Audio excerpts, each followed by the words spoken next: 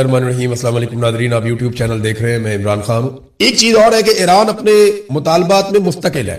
यानी पहले दिन ईरान ने जो मुतालबात किए वो आज भी वही मुतालबात है कि आप नए हुर्मुज को हम नए तरीके से कंट्रोल करेंगे, हमारे ऊपर पाबंदियां खत्म की जाए, हमारा हक हमें वापस दिया जाए, जो उनके असासे हैं उनको वापस दिए जाए, हमारे नुकसानात का अदाला किया जाए और आइंदा इस बात की एक पक्की गारंटी दी जाए कि दोबारा ईरान के साथ जंग शुरू नहीं की जाएगी। वो जो मुतालबात ईरान के पहले दिन से है, लगभग वही मुतालबात अभी भी है। दूसरी जानिब अमेरिका के मुतालबात तब्दील होते रहते हैं क्योंकि उन्हें फेस सेविंग नहीं मिल रही। कभी वो बड़े सख्त मुतालबात करते हैं, कभी उनके मुतालबात बड़े नरम हो जाते हैं, लेकिन जब तनकीद होती है तो दोबारा सख्त मुतालबात पे आ जाते हैं। तो उनके मामला ऊपर नीचे हो रहे हैं। एक चीज नादरीन आप याद रखिएगा कि पाकिस्तान में होने वाले मुज़ाकरात में दो अहम फरीकैन हैं, एक अमेरिका और दूसरा ईरान। लेकिन एक बात अपने ज़हन में हम सबको रखनी है कि इसमें कुछ और भी स्टेक होल्डर्स हैं जो बहुत बड़े स्टेक होल्डर्स हैं। एक इसराइल बहुत बड़ा स्टेक होल्डर है और दूसरे अरब ममालिक एक बहुत बड़ा स्टेक होल्डर है। ये हम सब जानते हैं, खुलकर इसके ऊपर बात नहीं होती, खासतौर पे जिस खित्ते में हम रहते हैं वहां तो नहीं होती, कि अरब ममालिक और ईरान के बीच में एक चपकलिश चल रही है और ये कई दहाइयों पर मबनी है। ये एक दूसरे को बिल्कुल पसंद नहीं करते, बल्कि अरब अपने लिए खतरा समझते हैं ईरान को। ये एक शिया सुन्नी डिवाइड भी है जो बहुत पुरानी मौजूद है, हम सब इसे जानते हैं, कोई ढकी छुपी चीज ये नहीं है।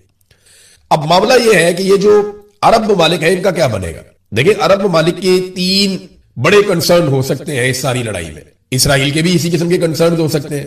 ईरान अगर एक एटमी कुव्वत बन भी जाता है तो क्या वो किसी अरब मुल्क के ऊपर एटम बम मारेगा? कभी नहीं मारेगा। और कभी किसी मुसलमान मुल्क पे एटम बम नहीं मार पाएगा। ये बात अरब ममालिक जानते हैं, अच्छे से जानते हैं। ईरान अगर कभी एटमी मुल्क बना तो इससे सबसे बड़ा खतरा इसराइल को रहेगा। ये सबको पता है कि इसराइल ही खतरे में रहेगा अगर ईरान एटमी कुव्वत बन गया। तो जैसे पाकिस्तान एटमी कुव्वत बना तो खतरा इंडिया के लिए था।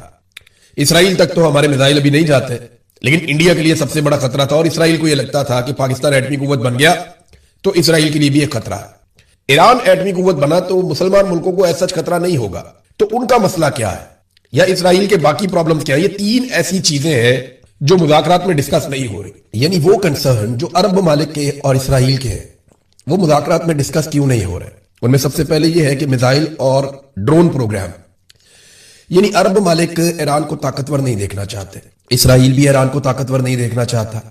तो इसराइल का जो मिसाइल और ड्रोन प्रोग्राम है जिसके जरिए से उसने अभी तहोबाला कर दिया पूरे रीजन के अंदर अमेरिकी हथियारों को, वो खतरा है इनके लिए, खित्ते में मौजूद ममालिक के लिए। तो उनकी एक जरूरत है कि इसराइल का जो मिसाइल और ड्रोन प्रोग्राम है उसका खात्मा हो जाए। दूसरा, वो ईरान के अंदर एक रजीम तब्दील करना चाहते थे। वो ईरान में एक ऐसी हुकूमत चाहते थे जो खामनाई से आजाद हो, या वो जो एक मजहबी हुकूमत ईरान में बनी हुई है जिसको इंतहा पसंद हुकूमत कहते हैं। अरब ममालिक और इसराइल ये चाहते थे वहां पर रजीम तब्दील हो जाए। तीसरा, ईरान कुछ प्रॉक्सीज को सपोर्ट करता है अरब ममालिक और इसराइल के मुताबिक, जिनमें हिजबुल्लाह है, हमास है, हौसी है और दीगर कुछ ग्रुप हैं जिन्हें ईरान सपोर्ट करता है इस रीजन में। अरब ममालिक ये चाहते हैं कि ईरान वो सपोर्ट भी खत्म कर दे और वो सपोर्ट ना कर पाए। तो इसके लिए जरूरी है कि ईरान में एक नई हुकूमत बन जाए, ये प्रॉक्सीज की सपोर्ट बंद हो जाए और ईरान का मिसाइल और ड्रोन प्रोग्राम मजीद महदूद हो जाए या खत्म हो जाए। ये चीजें तो टेबल पे ही नहीं है। टेबल पे तो मेन चीजें दो है अमेरिका की जानिब से। एक, आपने हुर्मुज इसको खोल दो, वो तो पहले ही खुली थी, तो फिर बंद क्यों करवाई थी? लड़ाई करके बंद करवा दी, अब कह रहे हैं खोलो। और ईरान ने थोड़े दिन पहले जब खोली तो अमेरिका ने मुहासरा करके दोबारा बंद करवा दी। और दूसरा, यूरेनियम या एटमी कुव्वत बनने का मामला है, उस पर ईरान यकीन दहानियां करवा सकता है। तो अब अरब ममालिक और इसराइल के लिए अगर ये मुज़ाकरात होते हैं और कामयाब हो जाते हैं तो उनके लिए इसमें क्या है, ये एक बड़ा सवाल उनके साथ रहेगा। नेटो से ज्यादा अरब ममालिक ने हमारे साथ ताउन किया, वो बहुत अच्छा लड़े हैं, ये बार बार डोनाल्ड ट्रंप ने कहा। अरब ममालिक बार बार कहते हैं कि हम किसी लड़ाई के अंदर शामिल नहीं थे, हमने ये लड़ाई लड़ी नहीं। जबकि अमेरिका बार बार कहता है कि शाबाश देता हूं मैं अरब ममालिक को, वो हमारे साथ बहुत अच्छा लड़े हैं गल्फ ममालिक। और ईरान कहता है, देखो ईरान को वहां से जवाब मिल जाता है ना हमले का। ईरान कहता है, देखो डोनाल्ड ट्रंप भी कह रहा है कि अरब ममालिक हमारे खिलाफ लड़ाई में शामिल हुए हैं। अब अरबों का मसला यह है कि आपने हुर्मुज खुली रहे और पुराने तरीके से खुली रहे। ईरान जो है उसको एक नई कंडीशन के तहत खोलना चाहता है। अमेरिका कभी कभी उसके ऊपर आमादगी भी जाहिर कर देता है। तो इस लड़ाई का बेनिफिशियरी कोई भी अरब मुल्क नहीं बन पाया। क्या इसराइल इस लड़ाई का बेनिफिशियरी है? नहीं, वो भी नहीं है। उसकी वजह यह है कि यूरोप में जो ममालिक कुछ हद तक इसराइल को सपोर्ट करते थे वो सपोर्ट भी इसराइल के हाथ से चली गई। और अगर इस लड़ाई का सबसे बड़ा लूजर देखा जाए, जिसको सबसे बड़ा नुकसान हुआ है, वो डोनाल्ड ट्रंप और उसकी रिपब्लिकन गवर्नमेंट है अमेरिका में। उनके खिलाफ लोगों का रद्देअमल इतना ज्यादा हो गया कि आज 63% अमरीकी नए सर्वे के मुताबिक उनके खिलाफ है। ईरान ने बड़ी रिजिलियंस शो की है। ईरान ने अपने कमर्शियल एयरपोर्ट बड़ी कम मुद्दत के अंदर 2 हफ्ते के अंदर दोबारा मुरम्मत करके खोल लिए हैं।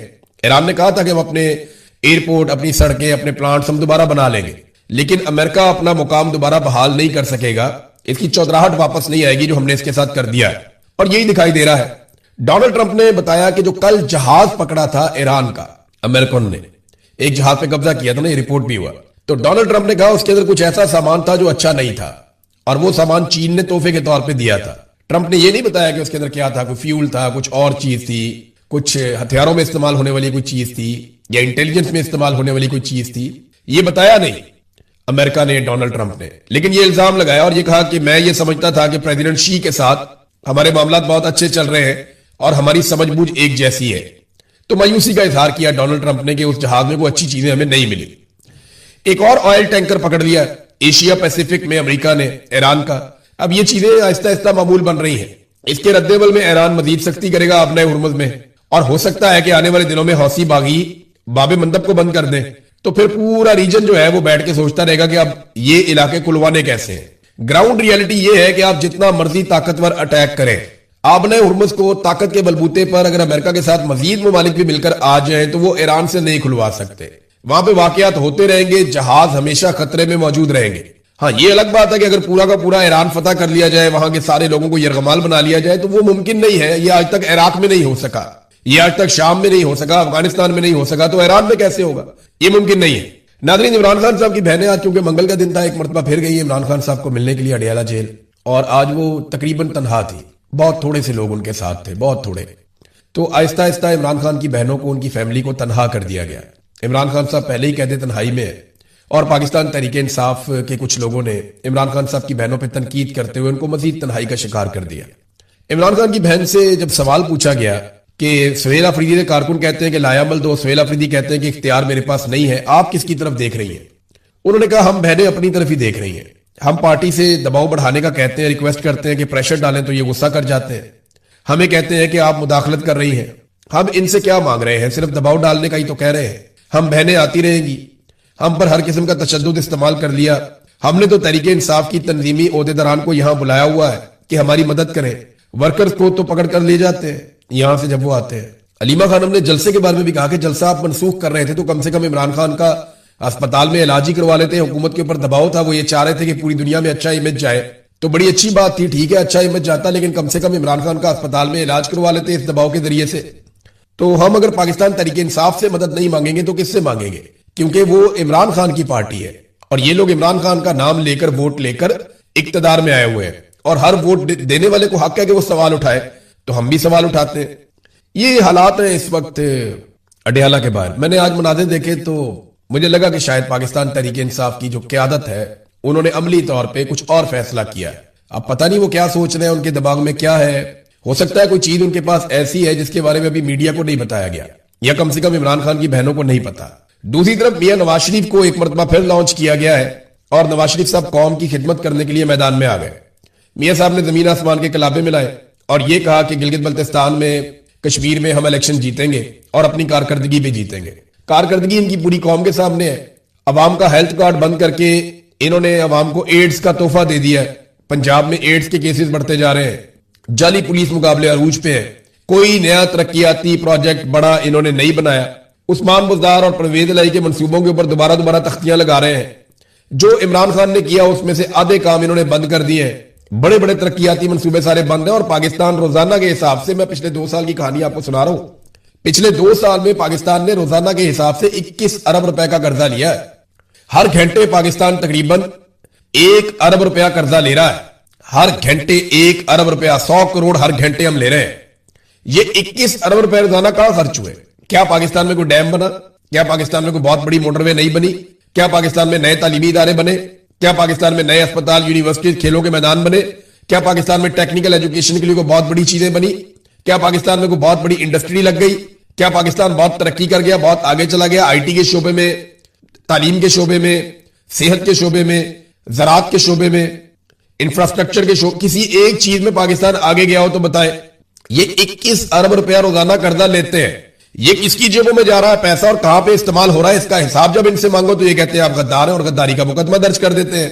पाकिस्तान की तारीख का रिकॉर्ड कर्जा इन्होंने पिछले 2 साल में लिया और जो तरक्याती मंसूबे थे उनकी रिकॉर्ड बंदिश भी हुई है। यानी कोई बड़ा तरक्याती मंसूबा ये हुकूमत इस वक्त नहीं चला रही। मेरी पाकिस्तानियों से गुजारिश है कि इससे पहले कि नवाज शरीफ वाकई खिदमत करने के लिए मैदान में आ जाए, आप उनके आगे हाथ जोड़ लें, उनकी मिन्नत कर लें। मियां साहब को कहें मियां साहब अल्लाह का वास्ता और खिदमत ना कीजिएगा। मियां साहब की खिदमत की सिर्फ 2 मिसालें आपके सामने रखूंगा, आप सर पकड़ के बैठ जाएंगे।